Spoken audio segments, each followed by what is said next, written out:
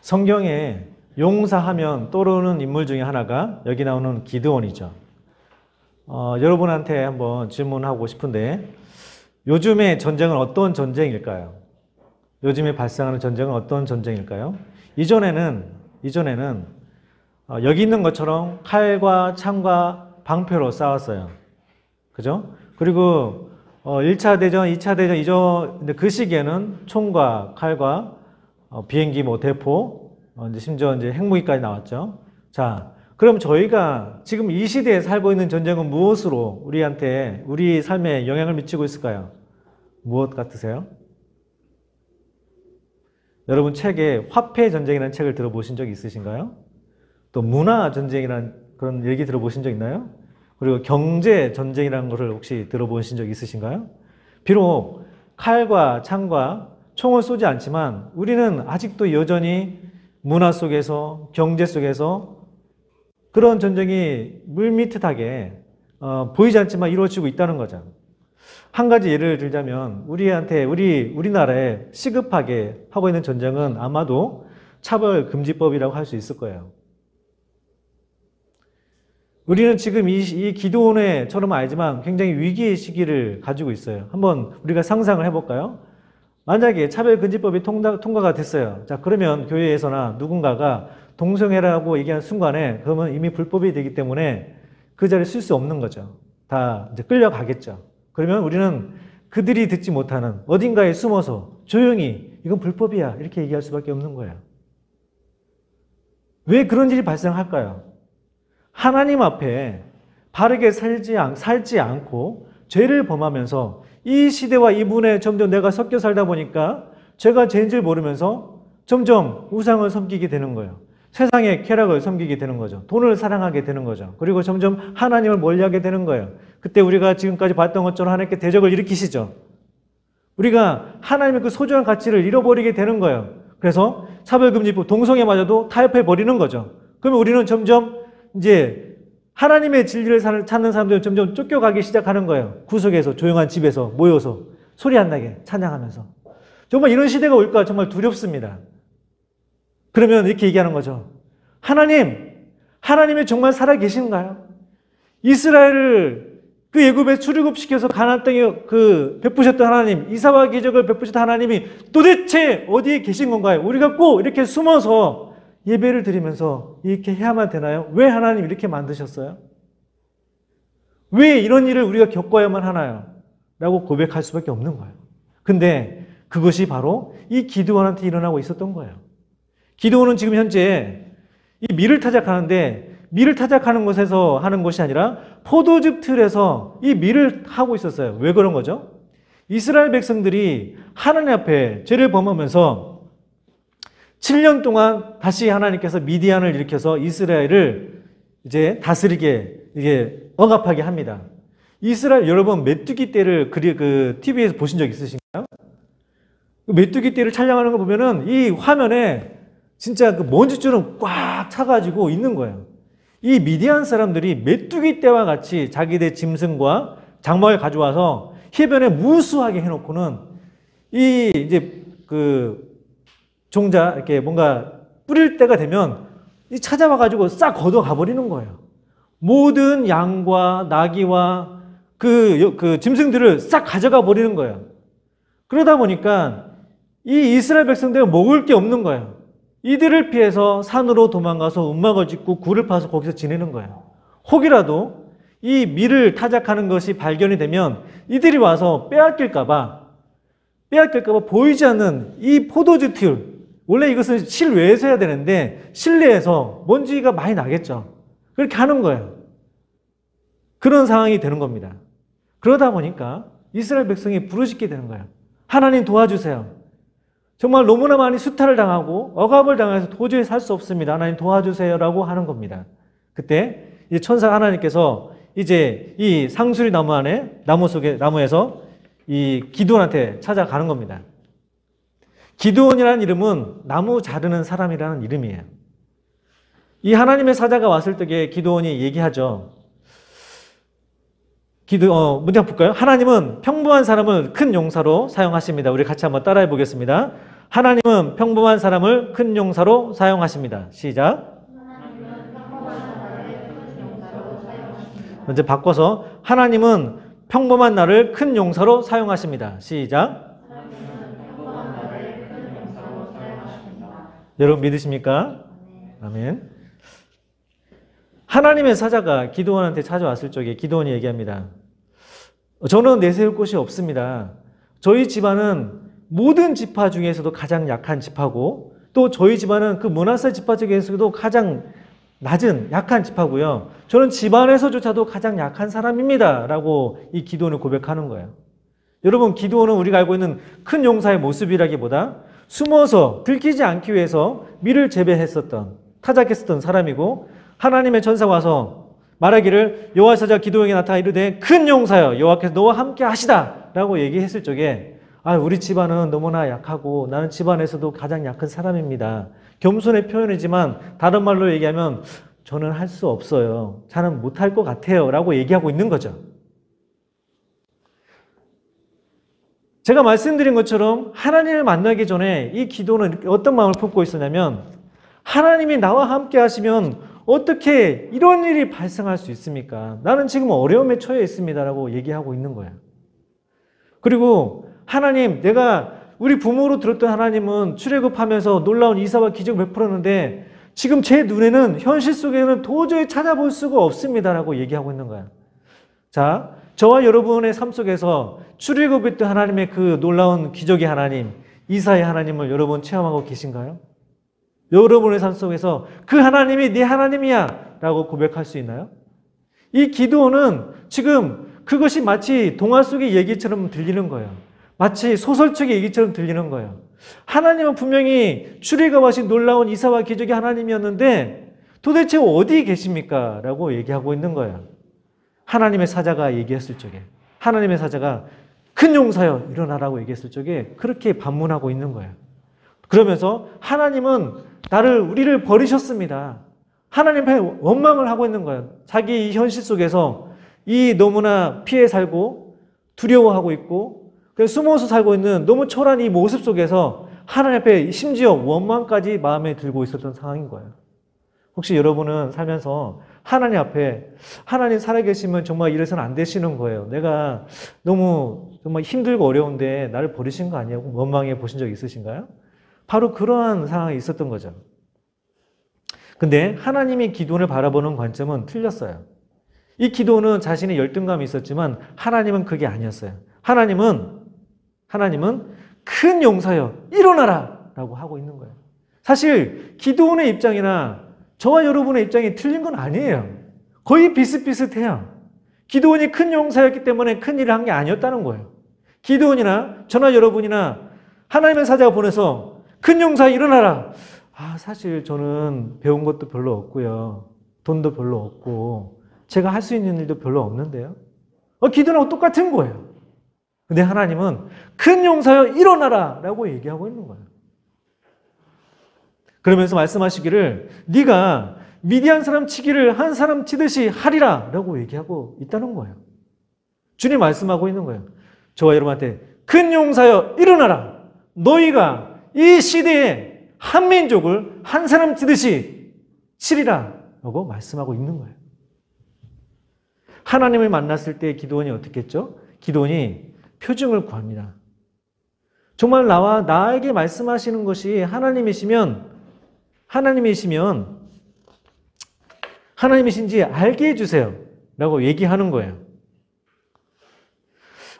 우리가 신앙생활 하다 보면 이렇게 얘기하죠. 만약에 우리가 믿음 생활을 하다 보면 증거를 구하는 사람들이 있어요. 이 증거를 구하는 것에 대해서 저 사람은 믿음이 없다라고 표현을 하기도 해요. 그 증거 없이 보지 않고 믿는 게 더 좋아 라고 얘기하는 경우도 있다는 거죠. 저와 여러분이 좀 생각해야 될 게 있는데 우리가 믿음 생활하면서 하나님 이게 정말 하나님의 뜻이면 알게 해주세요라고 표징을 구하는 것이 믿음이 있다 없다라고 우리가 얘기하기에는 굉장히 위험 요소가 있는 거예요. 믿음을 판단하시는 분은 오직 하나님이신 거예요. 만약에 필요하다면 우리는 이 기도원처럼 하나님 정말 이게 저에게 말씀하신 것이 맞다면 그것을 알게 해주세요. 이게 구하는 것이 필요하다는 거죠. 혹은 하나님의 말씀하실 적에 여러분의 마음으로 탁 와닿고 믿습니다. 따라가는 것도 괜찮은 거예요. 예수님이 이 땅에 오셨을 적에 수많은 무리들로 하여금 본인이 하나님의 아들이신 것을 증거하기 위해서 이사와 기적을 베푸셨어요. 마찬가지로 우리가 하나님의 이 신앙생활을 하면서 때로는 하나님 앞에 증거를 구하는 것도 필요하다는 거예요. 혹은 그냥 믿고 가는 것도 괜찮은 거예요. 그리고 이 기드온이 하나님의 사자를 만났을 적에 증거를 걸고 두 번째 한 게 있었는데 뭘 했었냐면은 바로 예물을 가지고 주님 앞에 나아갔어요. 계속해서 성경에 쭉 보게 되면 그가 염소를 잡고 또 한 예바로 음식을 만들어서 이 하나님의 사자한테 대접하게 됩니다. 대접하게 되고 하나님의 사자가 기다렸다가 그가 지팡이를 들 때 이 돌에서 불이 나와서 그 준비한 예물을 사르는 그 모습이 나타나요. 저와 여러분이 하나님을 믿을 때, 신앙생활을 할 때 마치 이런 분들이 있어요. 마치 나는 대접받고 그래 나를 교회에 모셔가봐. 내가 꼭 헌금을 해야 돼? 마치 이렇게 하는 것은 굉장히 잘못된 거예요. 진실로 우리가 대통령이나 심지어 우리 시청에 있는 사람이나 아니면 여기 군청 이런 사람조차도 굉장히 일을 갖춰 깍듯하게 하는데 살아계신 하나님이 직접 나한테 찾아왔고 말씀하고 계시는데 내가 그분 앞에 온전히 내 마음과 정성을 다하는 건 굉장히 중요한 거예요. 그런 것은 마치 하나님 말씀하신 걸 내가 진심으로 받아들이고 응하겠습니다라고 표현하는 거예요. 여러분이 예배를 드릴 때 삶 가운데서 하나님을 만나게 되면 여러분의 마음을 다해서 뜻을 다해서 또 예물을 드리고 하나님 앞에 나가는 것이 필요합니다. 자, 이 기드온한테 하나님께서 큰 용사여 일어나라 라고 말씀하셨어요. 자, 그러면 기드온이 어떻게 정말로 큰 용사가 될 수 있었을까요? 첫 번째는 기드온의 삶에 우상 숭배를 제하고 하나님에 대한 우선순위를 먼저 확실히 했었던 거예요. 사사기 6장 25절, 27절 우리 같이 한번 읽도록 하겠습니다. 사사기 6장 25절, 27절 자, 시작. 그날 밤에 여호와께서 기드온에게 이르시되 내 아버지에게 있는 수소 곧 7년 된 둘째 수소를 끌어오고 내 아버지에게 있는 바알의 제단을 헐며 그 곁에 아세상을 찍고 또 이 산성 꼭대기에 내 하나님 여호와를 위하여 규례대로 한 제단을 쌓고 그 둘째 수소를 잡아 내가 찍은 아세라 나무로 번제를 드릴지니라 하시니라. 이에 기드온이 종 10사람을 데리고 여호와께서 그에게 말씀하신 대로 행하되 그의 아버지의 가문과 그 성읍 사람들을 두려워하므로 이 일을 감히 낮에 행하지 못하고 밤에 행하니라. 아멘. 어떤 상황인 거죠? 이스라엘 백성 그 안에 우상 숭배가 너무 관영했어요. 기드온의 집안뿐만 아니라 모든 집안 사람들이 거의 그 부족 자체가 이 바알과 아세상을 모시고서 섬기고 있는 상황이 된 거죠. 그거는 우리 시대에 마치 쾌락을 쫓고 물질을 쫓고 또 우상 숭배하는 것이 막 다 퍼져서 그냥 공공연하게 당연한 것처럼 받아들이고 있는 그런 상황이 된 거예요. 그때 하나님이 첫 번째 말씀하신 것이 뭐죠? 첫 번째 말씀하신 거. 너는 우상을 제하고 하나님에 대한 우선순위를 똑바로 하라는 거예요. 하나님의 사자를 만났던 기드온. 이게 이 기드온이 예물을 드리고 나서 하나님이 찾아오셔서 첫 번째 하신 말씀인 거예요. 저와 여러분이 하나님의 큰 용사로 사용되기 위해서는 첫 번째, 내 삶의 우상을 다 제하고 하나님에 대한 우선순위를 확실히 하는 게 필요한 거예요. 내가 이 땅에 살면서 하나님과 세상을 겸하여 섬기면서 때로는 내가 하고 싶은 걸 마음대로 하고 하나님을 뒤편하면서 내가 하나님의 큰 용사로 사용될 수가 없는 거예요. 하나님이 여러분을 큰 용사로 사용되게 하기 위해서는 우상을 제하고 하나님에 대한 우선순위를 먼저 제대로 하는 것이 필요한 것입니다. 누가복음 22장 32절에 말씀하시기를 너는 돌이킨 후에 네 형제를 굳게 하라. 먼저 나의 삶의 우선순위를 똑바로 하고 한 다음에 내가 하나님의 일을 할 수가 있는 거예요. 자, 두 번째로 이 기드온이 큰 용사로 사용될 수 있었던 것은 하나님께서 우상을 제하라고 그랬어요. 그래서 너무나 많은 사람들이 우상을 숭배하다 보니까 이 대낮에는 못하겠고 이 밤에 새벽에 종 10명과 함께 이제 바알의 제단을 허물고 아세상을 찍고 자, 그 위에 이제 하나님께 이제 예배를 드렸어요. 이제 낮이 되었습니다. 낮이 되었는데 사람들이 오다 보니까 자기들이 섬기던 바알과 아세라상이 다 무너져 있는 거예요. 그리고 한 제단에 있었던 거죠. 누가 그랬어? 누가 우리가 섬기던 이 풍요와 다산의 신인 바알과 아세상을 찍어냈지? 누구야? 수소문하다 보니까 이제 기드온인 걸 알게 됐어요. 자, 기드온을 데리고 와. 기드온을 죽여야 돼. 이 기드온이 우리 이 풍요를 가져다 두는 그 모든 것을 찍어내서 이런 패역한 신성을 모욕하는 이 사람이 있다니 막 하고 있는 거예요. 여기서 알 수 있는 교훈은 뭐냐? 하나님의 뜻대로 행하게 되면 비난과 고난에 직면할 수 있다는 거예요. 저와 여러분이 하나님의 말씀대로 살다가 보면, 하나님의 뜻대로 살다 보면 하나님의 뜻에서 벗어난 사람들 입장에서는 마치 죄인처럼 느끼게 되는 거예요.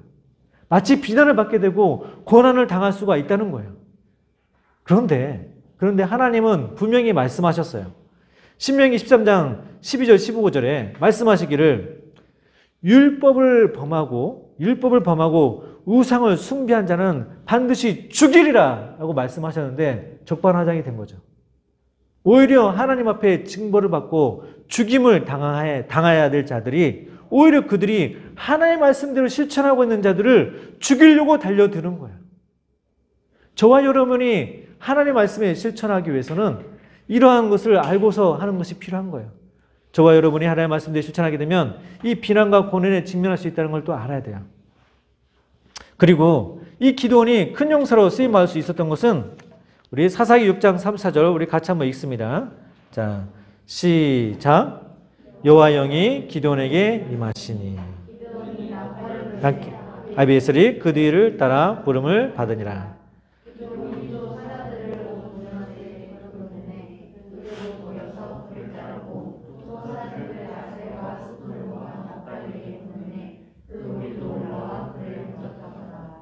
아멘. 기드온이 하나님의 뜻을 행했어요. 그리고 주의 성령의 충만함을 받은 것을 우리는 또 기억해야 합니다. 여러분이 하나님 앞에 큰 용사로 사용되기 위해서는 하나님의 인도하심이 필요한 거예요. 성령의 충만함이 필요한 거예요. 그리고 동역자가 필요하다는 것은 우리가 알 수가 있어요. 하나님께서 말씀하시기를 마태복음 3장 24절 25절을 보게 되면 또 만일 나라가 스스로 분쟁하면 그 나라가 설 수 없고 만일 집이 스스로 분쟁하면 그 집이 설 수 없다라고 얘기하고 있어요. 교회 안에서 독불장군처럼 살아는 사람들이 있어요.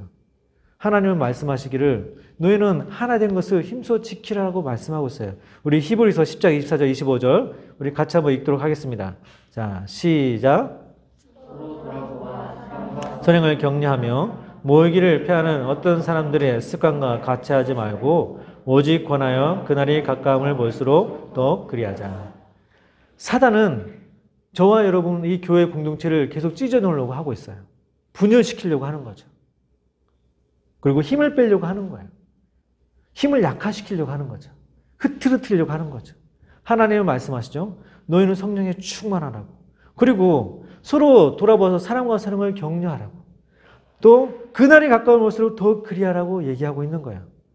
너 나하고 안 맞아. 그냥 내가 맞는 대로 할 거야. 휙 돌았어. 그게 아니라는 거예요.